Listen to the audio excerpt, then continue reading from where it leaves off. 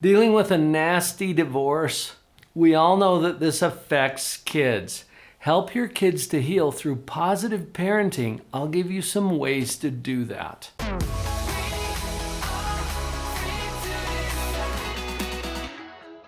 I'm Dr. Paul Jenkins. I'm a clinical psychologist with 30 years of clinical experience, including 13 years of child custody evaluations for the court. That's where I'm coming from today, and I have 3 clear tips for you, followed by a really important warning. First tip, your issues are not their issues, meaning your kids. Kids have a whole different set of issues typically when it comes to divorce. Remember, I told you that I have done child custody evaluations for the court. I've interviewed literally hundreds, probably thousands of children. And what they tell me is usually very different from what their parents tell me. You've got your own issues to deal with as a parent.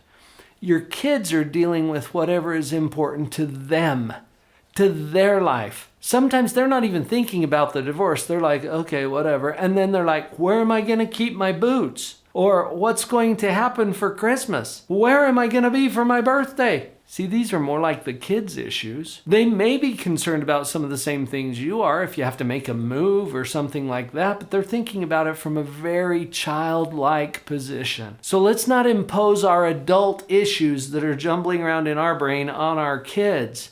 They've got enough of their own concerns. Now, here's the strategy that goes along with this tip. Listen. Ask questions. Engage with your kids in a way that opens them up. So instead of saying something like, "Are you wondering why Daddy left us?" No, don't go there. You might say instead, "What questions do you have for me?" Do you see how that's different? We're not leading them into something that we're thinking about. Your issues are not your kids' issues. Here's another example. Hey, sweetie, tell me how you're feeling about whatever it is. So it might be our move, okay? You're not going to say the divorce necessarily, but something that is on their level, something that they're dealing with. Hey, sweetie, tell me about how you're feeling about our move. And then zip it. Okay? Listen. You've got 2 ears and 1 mouth. Let's use them in that proportion. Instead of trying to tell your kids how they're feeling or steer them around, one of the things that irritated me the most as a court-appointed custody evaluator was that parents would coach their kids about what to tell me. That irritated me, and it usually did not work out well for the parent. Don't get caught doing this. Your issues are not their issues. Do I have to repeat that again? Keep that very clear in your mind and try to get on their level, okay? Ask these open questions. That's going to be a much healthier way to approach this for your kids. Here's my second expert tip for you. Kids are resilient. Assume and support that resilience in the way that you talk to them, in the way that you treat them, in the way that you show up for them. Instead of trying to handle them with kid gloves and trying to pad the way for them, assume that they are going to handle it and that they're going to handle it well. Now, no question about it. Divorce is hard for kids. But so is conflicted marriage. Kids are going to have challenges regardless of what your marital status is or where you live or what changes in your life. And change is something that we can all expect. It's going to happen. Your kids are going to experience challenges regardless of your status in life. And they have the resources to handle it, especially with loving support from you and the other big people in their life. Assume it, treat them that way. It's very empowering for children to have an adult assume that they can handle something and send that message to them as consistently as you can. Okay, one more tip and a warning, but before that, if you would just take a moment to share this video with someone that you know could use it, because you probably know some people. There's some share options right down below. Now let's get back to our tips. To put the context around my third expert tip for you today on how to help your children heal, realize that your kids are dealing with 2 different worlds now, at least 2.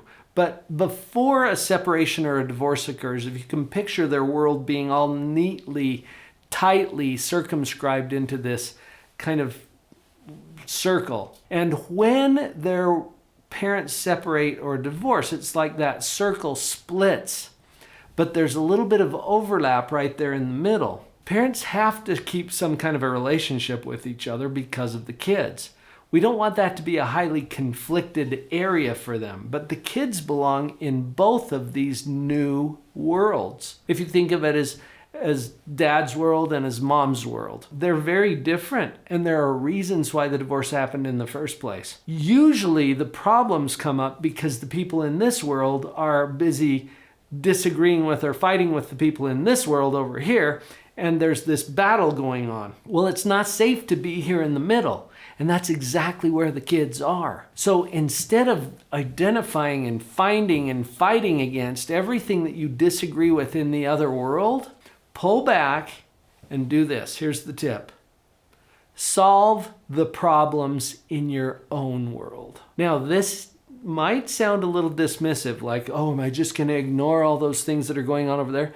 Well, you don't have any control over those things. So what I'm asking you to do is put your energy and your control into your own household. You want to create the most sane, stable, loving environment that you possibly can for your children. You're going to show them through the way you create your own world, your own home, what's possible for them. Stop fighting against the other world. Create the most sane, stable, loving environment that you possibly can and solve the problems in your own world. That is a powerful tip. Let's see what we can do with that. And now the warning.